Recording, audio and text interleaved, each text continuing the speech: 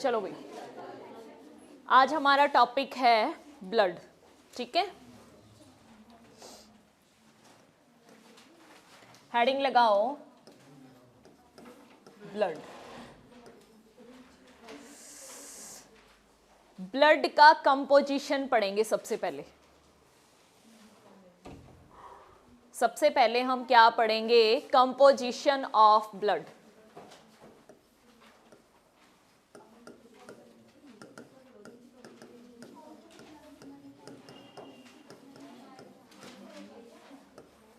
Composition of blood के अंदर हम लोग क्या पढ़ने वाले हैं कि ब्लड किन किन चीजों से मिलके बना होता है। ठीक है, उसके अंदर क्या कुछ होता है। जैसे आप लोगों से क्वेश्चन पूछा जाता है ब्लड सेल्स के ऊपर, जिसमें है आरबीसी। आरबीसी क्या होती है? रेड ब्लड सेल्स, जिन्हें आप क्या बोलते हैं? इरिथ्रोसाइट्स। ठीक है, इनका लाइफ स्पैन कितना होता है, इनके अंदर कौन सा पिगमेंट होता है, हीमोग्लोबिन, और इसके अलावा ये क्या काम करती है, इसकी शेप कैसी होती है, इसमें न्यूक्लियस होता है कि नहीं होता है ना। ऐसे ही डब्ल्यूबीसी, प्लेटलेट्स, ये सब कुछ होते हैं। तो कंपोजिशन ऑफ ब्लड के अंदर सबसे पहले हेडिंग लगाओ, ब्लड है वो दो चीजों से मिलके बना होता है, प्लाज्मा और दूसरा क्या है? Formed elements.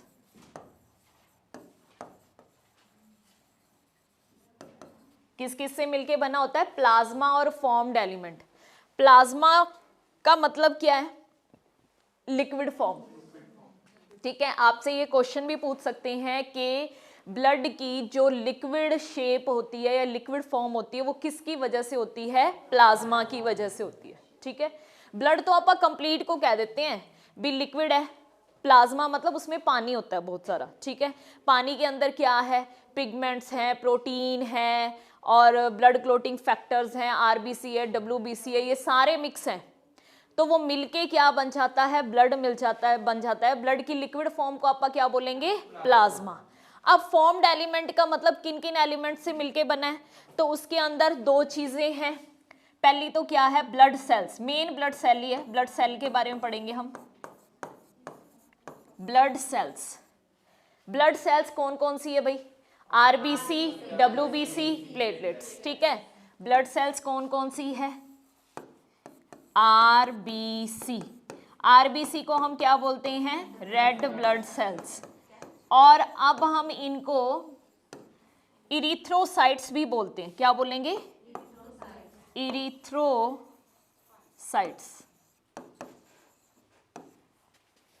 एक दोबारा इसकी स्पेलिंग लिखेंगे।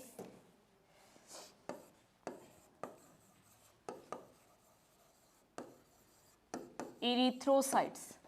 आरबीसी को हम क्या बोलते हैं? इरिथ्रोसाइट्स। डब्ल्यूबीसी को हम क्या बोलते हैं?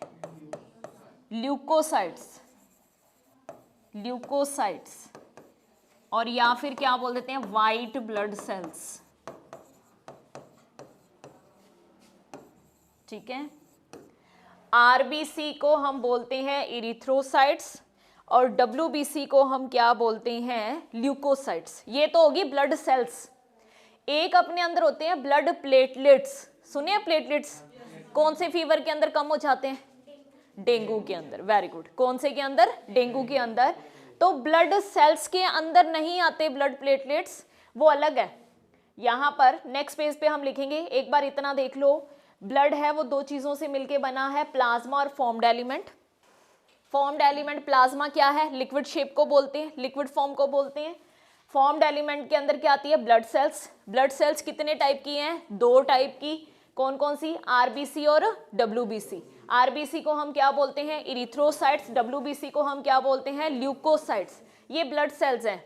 ठीक है, अब मैंने आपको क्या बोला? ब्लड प्लेटलेट्स वो सेल्स नहीं होती हैं। वो क्या है? सेल्स नहीं होती हैं, वो सेल के फ्रेगमेंट्स होते हैं, टुकड़े होते हैं।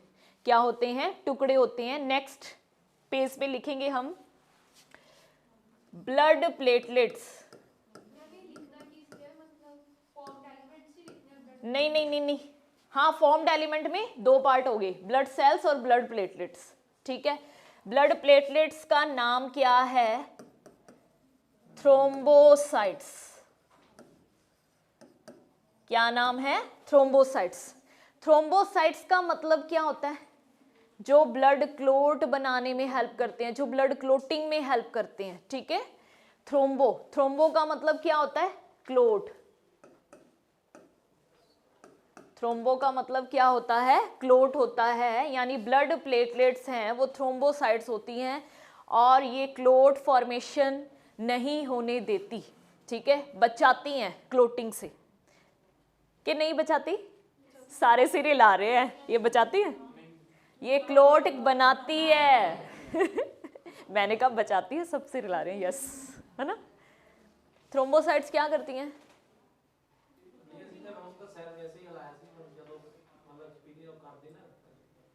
ये क्लोट बनाती है, क्लोट करती है। जैसे मान लो अपने कोई कट लग गया, ठीक है, कट लगने के बाद आपने देखा नहीं है कि ब्लैक से कलर का खरिंड सा आ जाता है 1-2 दिनों में, वो क्या है? ये थ्रोम्बोसाइट्स ही होती है।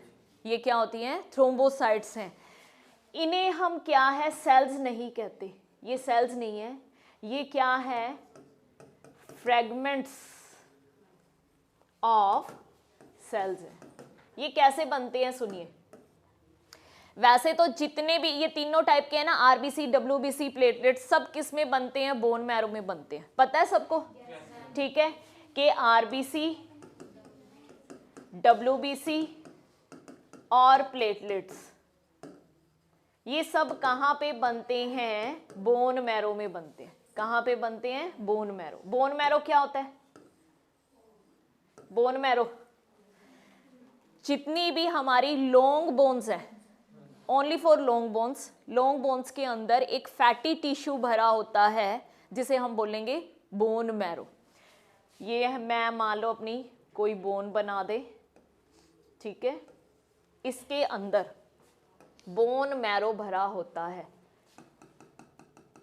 यहां पे क्या है? हम ये कहेंगे फैटी टिश्यू होता है, जिसे हम क्या बोल देते हैं? Bone marrow. क्या बोल देंगे? बोन मैरो, ठीक है। तो यहाँ पे ये सब बोन मैरो में बनते हैं। ये तो सीधे ही बन जाएंगी क्योंकि ये भी सेल है, ये भी सेल है, ये तो सेल है, बोन मैरो में बन रही है। अब ये प्लेटलेट्स कैसे बनते हैं सुनिए। प्लेटलेट्स कैसे बनते हैं? इस बोन मैरो के अंदर बड़ी बड़ी सेल्स पड़ी होती हैं, उन सेल्स को बोलते हैं मेगा कैरियोसाइट्स। यहाँ पे क्या है? बड़ी बड़ी सेल्स पड़ी होती हैं, इन सेल्स को हम क्या बोलते हैं? Mega karyocytes. मेगा का मतलब क्या होता है? बड़ा। कैरियो का मतलब क्या होता है? न्यूक्लियस वाली सेल्स। मेगा का मतलब है लार्ज, कैरियो का मतलब होता है न्यूक्लियस, साइट का मतलब क्या है? सेल, यानी बड़े न्यूक्लियस वाली सेल। बड़े बड़े न्यूक्लियस वाली क्या पड़ी होती हैं? सेल्स पड़ी होती हैं। इन सेल्स के अंदर क्या हो जाता है? ब्लास्ट हो जाता है, यानी ये फट जाती हैं, ये टूट जाती हैं। बड़ी बड़ी सेल्स होती हैं तो ये सेल्स क्या हैं? टूट जाती हैं, और टूटने के बाद इनके टुकड़े हो जाते हैं, ऐसे ऐसे ऐसे ऐसे क्या हो जाते हैं? टुकड़े हो जाते हैं, और इन टुकड़ों को हम क्या बोलते हैं? प्लेटलेट्स। यानी ये कोई सेल नहीं है, ये क्या है? फ्रेगमेंट्स ऑफ सेल है, सेल के टुकड़े हैं। कौन सी सेल्स के टुकड़े हैं? Mega karyocytes. मेगा कैरियोसाइट्स हैं, वो क्या हो जाती हैं? ब्लास्ट हो जाती हैं, वो फट जाती हैं और उनके छोटे छोटे टुकड़े हो जाते हैं, और उन छोटे छोटे टुकड़ों को हम क्या बोलते हैं? प्लेटलेट्स बोलते हैं। यानी प्लेटलेट्स कोई सेल्स नहीं है, ये सेल के टुकड़े हैं, ठीक है। ये क्या है? तो हमारे ब्लड के अंदर आप क्या कहेंगे? 2 सेल लिए, कौन कौन सी? आरबीसी और डब्ल्यूबीसी, ठीक है। प्लेटलेट्स क्या है? फ्रेगमेंट्स हैं, किसके? मेगा कैरियोसाइट के। किसके? मेगा कैरियोसाइट के। अब इसके बाद देखो, सबसे पहले हम आरबीसी के बारे में पढ़ेंगे, फिर डब्ल्यूबीसी के बारे में पढ़ेंगे, और फिर किसके बारे में पढ़ेंगे? प्लेटलेट्स के बारे में पढ़ेंगे। तो हेडिंग लगाओ RBC. RBC, red blood cells, या फिर हम इनको क्या बोलेंगे? इरिथ्रोसाइट्स। क्या बोलेंगे? इरिथ्रोसाइट्स। इनके बारे में हम सब कुछ पढ़ेंगे भाई, इनका लाइफ स्पैन क्या होता है, किस टाइप की ये होती हैं, ठीक है। सबसे पहला नंबर लिखो, मोस्ट अबंडेंट सेल्स, यानी आपसे ये पूछें आरबीसी डब्ल्यूबीसी प्लेटलेट्स में से कौन सबसे ज्यादा होता है, तो क्या बोलोगे? आरबीसी, ठीक है। हमारे ब्लड में, ब्लड का कलर है वो रेड इन्हीं की वजह से है, क्योंकि आरबीसी के अंदर कौन रहता है? पिगमेंट है जिसका नाम क्या है? हीमोग्लोबिन। क्या नाम है? हीमोग्लोबिन। तो इरिथ्रोसाइट्स में फर्स्ट पॉइंट हम क्या लिखेंगे? Most abundant cells in the blood. हमारे ब्लड के अंदर सबसे ज्यादा अमाउंट में मिलने वाली सेल्स कौन सी हैं? आरबीसी हैं। इनकी काउंट कितनी होती है? नंबर कितना होता है? 5 मिलियन टू 5.5 मिलियन। नंबर लिखो 5 to 5.5 million. 5 to 5 million of RBC mm minus cube।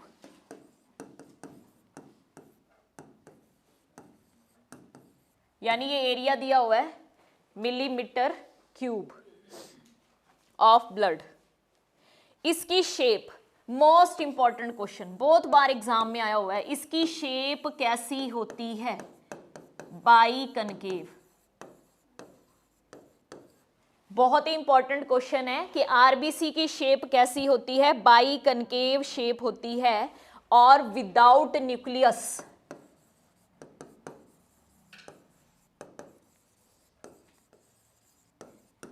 आप देखो, तुम्हें ये पता है न्यूक्लियस क्या होता है? न्यूक्लियस क्या होता है? न्यूक्लियस क्या होता है? वाओ, केंद्रक है।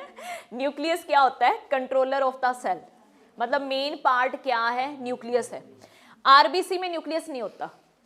अब आपसे क्वेश्चन ये पूछ सकते हैं कि आरबीसी में न्यूक्लियस क्यों नहीं होता? आरबीसी ने भाई किसको कैरी करना होता है? हीमोग्लोबिन को।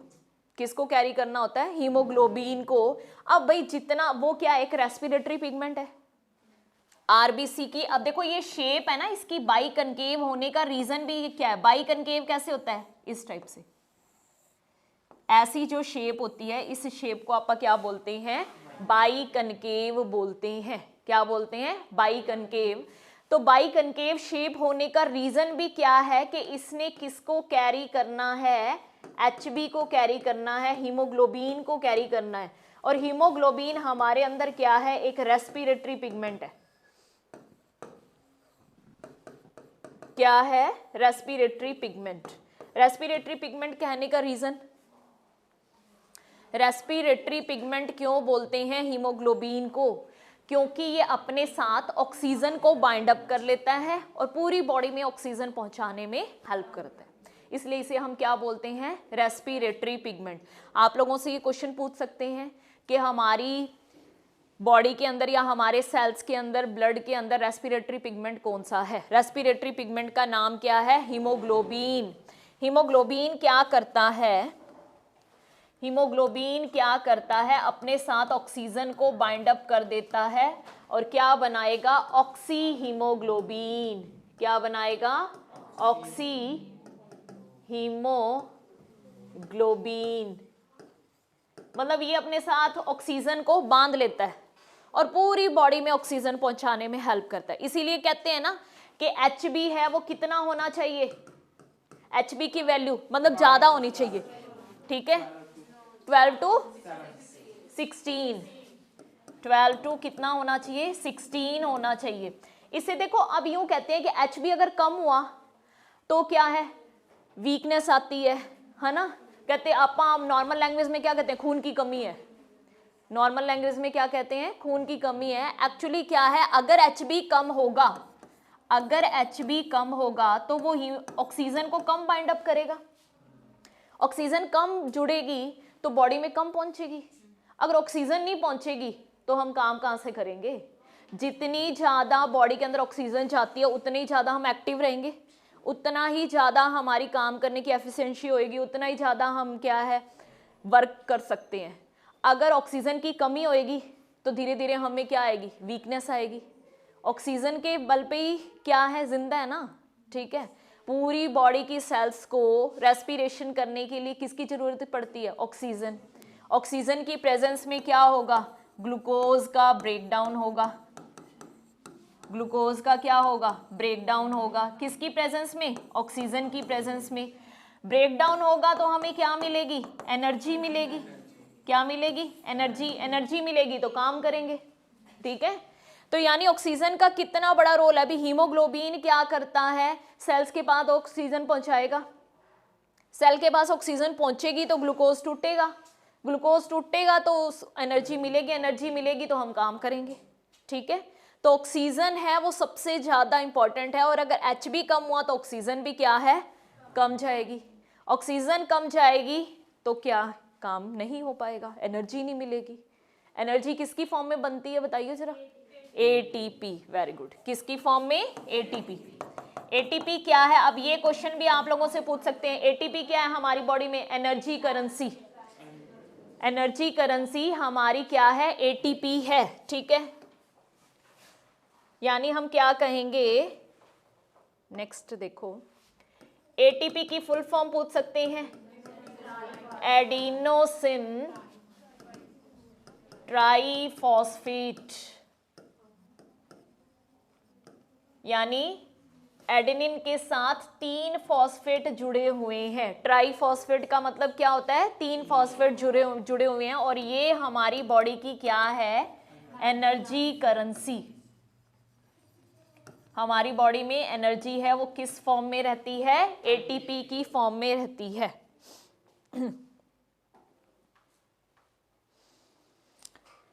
ठीक है भाई। हीमोग्लोबिन की क्वांटिटी के लिए क्वेश्चन लिख लो भाई, क्वांटिटी ऑफ Hb। Hb की क्वांटिटी कितनी होनी चाहिए, 12 to 16 gram of in every 100 ml of blood. 12 to 16 gram in 100 ml of blood. और हमारे अंदर टोटल कितना ब्लड होता है, 5 लीटर। टोटल ब्लड कितना है, 5 लीटर, ठीक है। और ये किस हिसाब से दिया हुआ है, 100 ml ब्लड में दिया हुआ है। कितने में, 100 ml ऑफ ब्लड के अंदर कितना हीमोग्लोबिन होना चाहिए, 12 से 16 ग्राम होना चाहिए 100 ml ब्लड के अंदर। टोटल हमारे अंदर ब्लड कितना है, 5 लीटर है, ठीक है।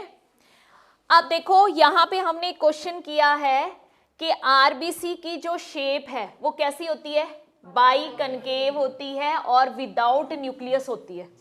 बाई कनकेव होती है और कैसे होती है, विदाउट न्यूक्लियस होती है। एनिमल है कैमल और लामा, ठीक है। स्टार लगा के पॉइंट लिख लो, बहुत ही इंपॉर्टेंट पॉइंट है ये कि एनिमल्स हैं कौन कौन से, कैमल और लामा। इन कैमल के जैसा ही होता है लामा, वो कहां पे मिलता है, हिली एरियाज के अंदर, ठीक है। कैमल और लामा, इन दोनों के अंदर जो आरबीसी है उसकी शेप कैसी होती है, ओवल शेप। कैसी शेप होएगी, ओवल शेप, ठीक है। ये आपको याद रखना है कि हमारे अंदर, ह्यूमन के अंदर जो आरबीसी है वो कैसी होती है, बाई कनकेव होती है। कैसी होती है, बाई कनकेव होती है।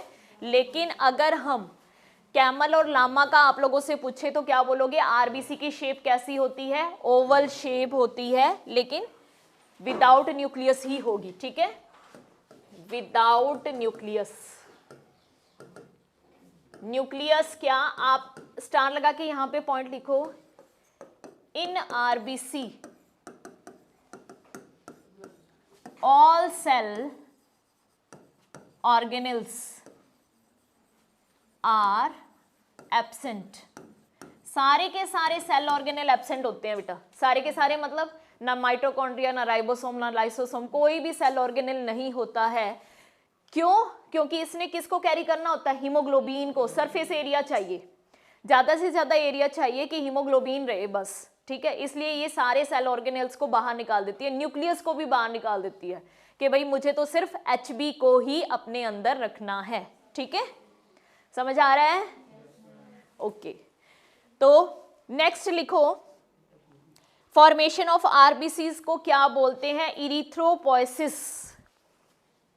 फॉर्मेशन ऑफ आरबीसी, आरबीसी बनने के प्रोसेस को हम क्या बोलते हैं? फॉर्मेशन ऑफ आरबीसी को क्या बोलेंगे? Erythropoiesis. Poiesis, erythropoiesis, formation of RBC. Next आप लोगों का क्वेश्चन है, बहुत ही इंपॉर्टेंट क्वेश्चन है। आरबीसी के अंदर एक एंजाइम प्रेजेंट होता है। कौन सा एंजाइम प्रेजेंट होता है? आरबीसी में एक एंजाइम प्रेजेंट होता है, उस एंजाइम का नाम है कार्बोनिक एनहाइड्रेज। लिख लो, बहुत ही इंपॉर्टेंट है। Enzyme carbonic anhydrase is present. RBC के अंदर एक एंजाइम प्रेजेंट होता है और इस एंजाइम का नाम क्या है? कार्बोनिक एनहाइड्रेज, जो किस में हेल्प करता है? Role in carbon dioxide transport. यानी हीमोग्लोबिन है, वो ऑक्सीजन को ट्रांसपोर्ट कर रहा है, ठीक है। मींस बात समझ में आई तुम्हें कि आरबीसी के अंदर हीमोग्लोबिन है, वो ऑक्सीजन को बांध लेता है और कार्बोनिक एनहाइड्रेज किसको करेगा? CO2 को बांध लेगा, ठीक है। तो ये किसके ट्रांसपोर्ट में हेल्प करता है? ट्रांसपोर्ट ऑफ CO2, ठीक है।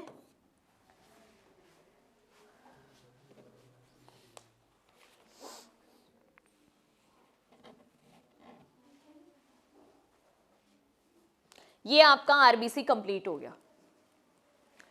एक और लिख लो, आरबीसी का लाइफ स्पैन। आरबीसी का लाइफ स्पैन कितना होता है? सबको पता है?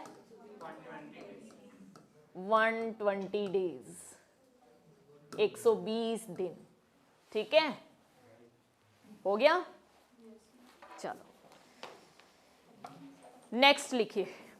आरबीसी अपना कंप्लीट हो गया है। अब इसके बाद हेडिंग लगाओ WBC। WBC, WBC को हम क्या बोलते हैं? वाइट ब्लड सेल्स, या फिर इनको क्या बोलेंगे भाई? ल्यूकोसाइट्स। वेरी गुड, क्या बोलेंगे? Leucocytes, okay. अब देखो, WBC को ना आगे कैटेगरीज में डिवाइड किया है, ए ग्रेनुलोसाइट और ग्रेनुलोसाइट। सबसे पहले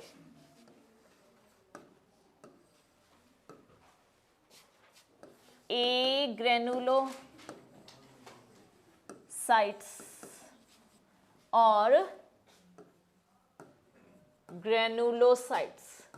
ये देखो किस बेस पे दिया गया भाई नाम, ए ग्रेनुलोसाइट और ग्रेनुलोसाइट। ग्रेन का मतलब क्या होता है? ग्रेन, पहले ये बताओ, ग्रेन क्या होते हैं? दाने। ग्रेन क्या होते हैं? दाने। मतलब जब हम WBC को देखते हैं, WBC है ना अपने सिलेबस में 5 टाइप की हैं। कितने टाइप की हैं? 5 टाइप की। जब हम WBCs को देखते हैं तो उनके अंदर कुछ WBC ऐसी हैं जिनके अंदर जो साइटोप्लाज्म भरा हुआ है वो ग्रेन्स की फॉर्म में है, यानी दानेदार है, ठीक है। कैसा है? दानेदार। तो उनको बोल दिया ग्रेनुलोसाइट। कुछ ऐसी हैं जिनका जो साइटोप्लाज्म है वो बिल्कुल क्या है? स्मूथ है, प्लेन है, कोई उसके अंदर दानेदार स्ट्रक्चर नहीं है, तो उसको बोला है ए ग्रेनुलोसाइट। समझ में आ गया? ग्रेनुलोसाइट का मतलब साइटोप्लाज्म कैसा है? ग्रेनी है, ग्रेन जैसा है, दानेदार उसके अंदर सब्सटेंस है। ए ग्रेनुलोसाइट का मतलब है उसके अंदर कोई ग्रेन लाइक स्ट्रक्चर नहीं है, ठीक है। हाँ, वो बिल्कुल स्मूथ है, प्लेन है, ओके। तो यहाँ पे ए ग्रेनुलोसाइट के अंदर दो टाइप हैं, लिम्फोसाइट्स और मोनोसाइट्स। ये दो टाइप का है, लिम्फोसाइट्स और मोनोसाइट्स। दो टाइप का है, लिम्फोसाइट्स और मोनोसाइट्स। ग्रेनुलोसाइट हैं ये तीन टाइप के हैं, इयोसिनोफिल, बेसोफिल, न्यूट्रोफिल। इयोसिनोफिल, बेसोफिल और न्यूट्रोफिल। अब देखो, एक तो ना सिंपल सा अगर क्वेश्चन पूछना हो तो आपसे ये पूछ सकते हैं इनमें से कौन सा ग्रेनुलोसाइट है या इनमें से कौन सा ए ग्रेनुलोसाइट है, ठीक है। और आपको ऑप्शन बना के, जैसे मान लो यूं पूछा कि इनमें से कौन सा ए ग्रेनुलोसाइट है, तो तीन ये दे दिए, इनमें से एक दे दिया, ओके। या फिर आपसे ये कह सकते हैं इनमें से कौन सा ग्रेनुलोसाइट है, तो दो तो ये नाम लिख दिए, दो कोई और लिख दिए, एक ये दे दिया। तो इस तरीके से आप लोगों से सिंपल सा अगर क्वेश्चन पूछें तो यूं पूछ सकते हैं इन WBC में से कौन सा या इन ल्यूकोसाइट्स में से कौन सा ग्रेनुलोसाइट है और कौन सा ए ग्रेनुलोसाइट। हाँ, इल वाले हैं, पीछे क्या है, इल इल इल, ठीक है। ये क्या है, साइट्स, साइट्स है, इनके पीछे साइट्स नहीं है, ओके। तो ये आपका लर्न करने का थोड़ा सा ट्रिक होगी, है ना। चलो अब हम इनके फंक्शन कर लेते हैं। सबसे पहले लिम्फोसाइट्स के बारे में लिख लो। लिम्फोसाइट्स हैं, ये क्या है, make strong immune system.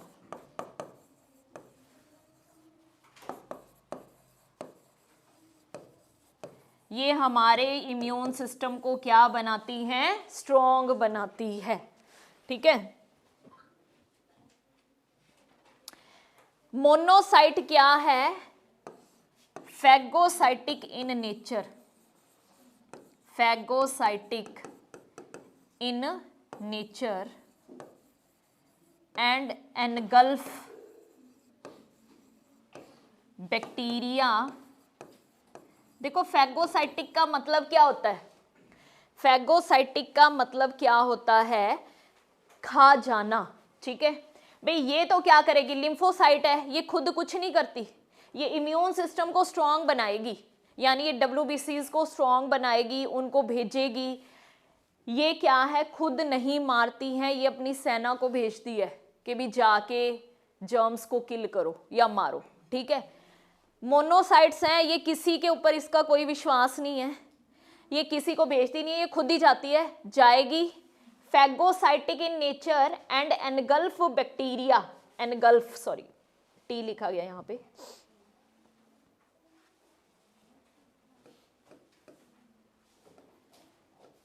And cellular debris.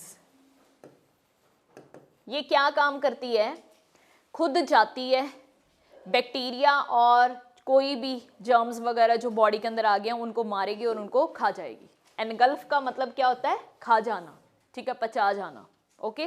तो ये फैगोसाइटिक, आपसे सीधा डायरेक्ट क्वेश्चन ये पूछ सकते हैं कि कौन सी ऐसी WBCs हैं या ए ग्रेनुलोसाइट हैं जो फैगोसाइटिक है नेचर में। फैगोसाइटिक का मतलब जाएंगी, मारेंगी, खा जाएंगी, ठीक है। कौन है, मोनोसाइट्स, ओके। डेब्रीज, डेब्रीज का मतलब है कोई टूट फूट होगी, कोई चीज डेड हो गई है, कोई सेल ऑर्गेनेल्स है वो डेड हो गया, कोई सेल डेड हो गई है, उन सबको भी ये क्या है, भी बॉडी की कुल मिला के सफाई कर देती हैं, ओके। उधर अब अपनी है तीन टाइप की, कौन कौन सी, इयोसिनोफिल, बेसोफिल, न्यूट्रोफिल। इन तीनों के फंक्शन भी हम लिख लेते हैं।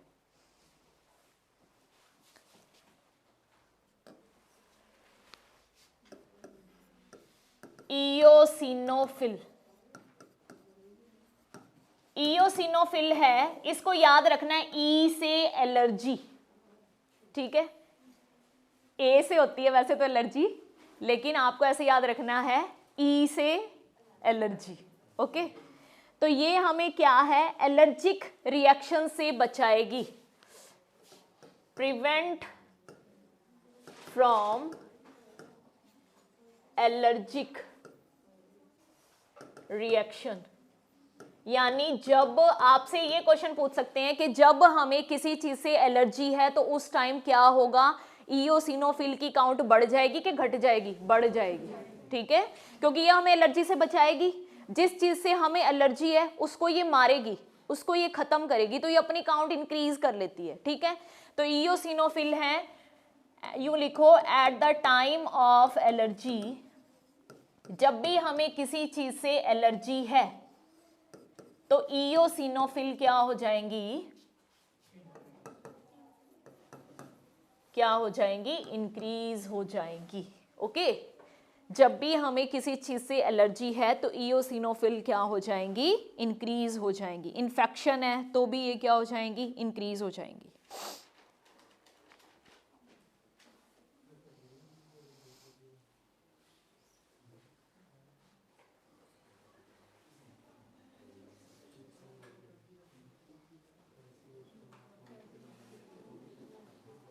नेक्स्ट लिखो बेसोफिल, बेसोफिल। बेसोफिल क्या करती हैं, ये सिक्रीट करती हैं हिपेरीन, सिक्रीट हिपेरीन। बहुत ही इंपॉर्टेंट क्वेश्चन है, मोस्टली अच्छे अच्छे जो बड़े बड़े कंपटीशन एग्जाम्स है ना, उनके अंदर भी ये क्वेश्चन आता है कि हिपेरीन का काम क्या है।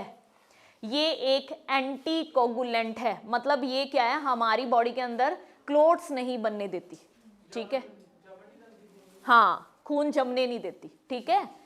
हिपेरीन क्या है, एक एंटी कोगुलेंट, यानी क्या लिखोगे, prevent from clotting in blood vessels.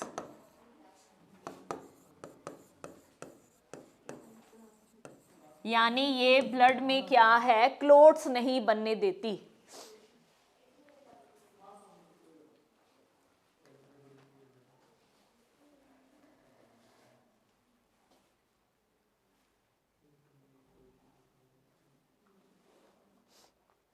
Next लिखो न्यूट्रोफिल्स,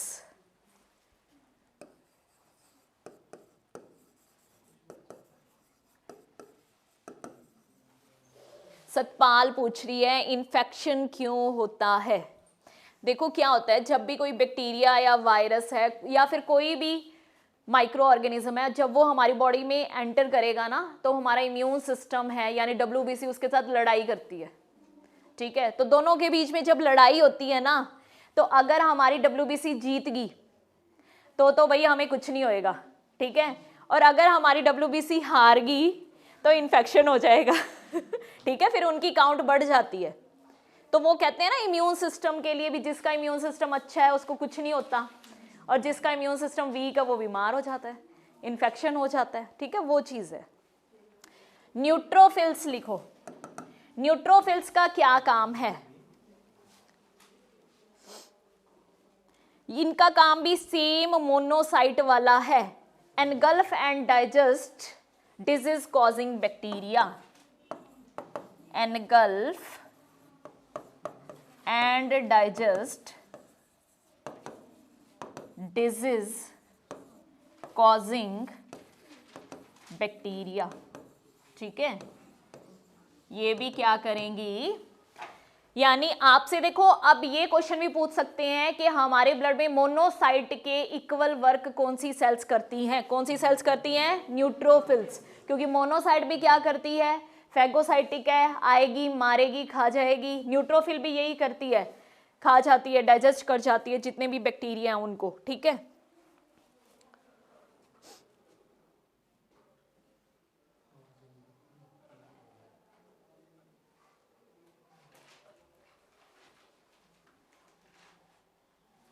अब देखो, आप लोगों से इनका लाइफ स्पैन नहीं पूछ सकते क्योंकि ये 5 टाइप की है ना, सबका अलग अलग है, सबका क्या है, टाइम अलग अलग है, इसलिए कभी भी WBC के लाइफ स्पैन पे क्वेश्चन नहीं आता है, हमेशा किस पे आता है, RBC के ऊपर ही आता है कि उनका लाइफ स्पैन कितना है। ठीक है, इनका सबका अलग अलग है कि नॉर्मली 4 to 8 आवर्स होता है, या फिर लड़ाई वगैरह कर रही हैं तो जल्दी मर जाएंगी, है ना भाई। इन्फेक्शन हो गया तो जल्दी खत्म होएंगी, अगर इन्फेक्शन नहीं है, कोई बैक्टीरिया वगैरह अंदर नहीं एंटर किया तो कई दिनों तक जिंदा रह सकती हैं। तो इनका अलग अलग है, इसलिए हम नहीं लिखेंगे। नेक्स्ट लिखो इसके अंदर thrombocytes, blood platelets, blood platelets, blood platelets जिन्हें हम क्या बोलते हैं, थ्रोम्बोसाइट्स। सबसे छोटे होते हैं ये, क्योंकि ये सेल के टुकड़े हैं ना, थ्रोम्बोसाइट्स। ये किसमें हेल्प करते हैं, ब्लड क्लोटिंग, क्लोट बनाने में हेल्प करते हैं जब कोई इंजरी हो जाती है।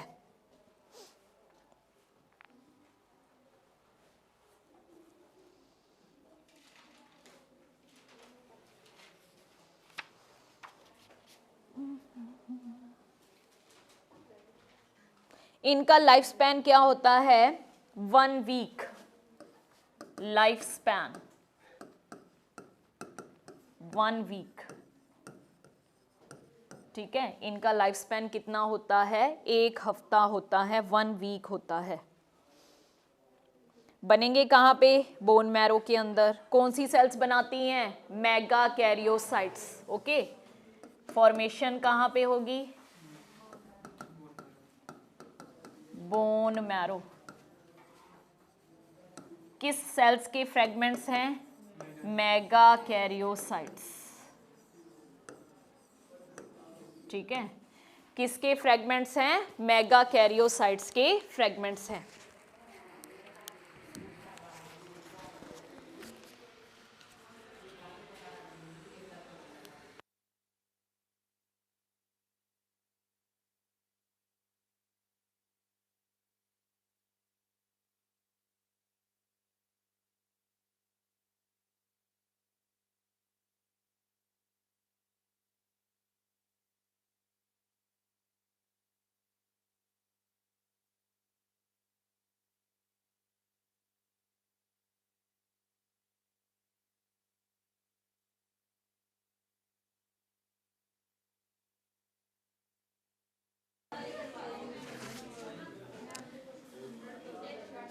चलो ठीक है, ब्लड वाला अपना टॉपिक है ये यहाँ पे कंप्लीट हो गया है।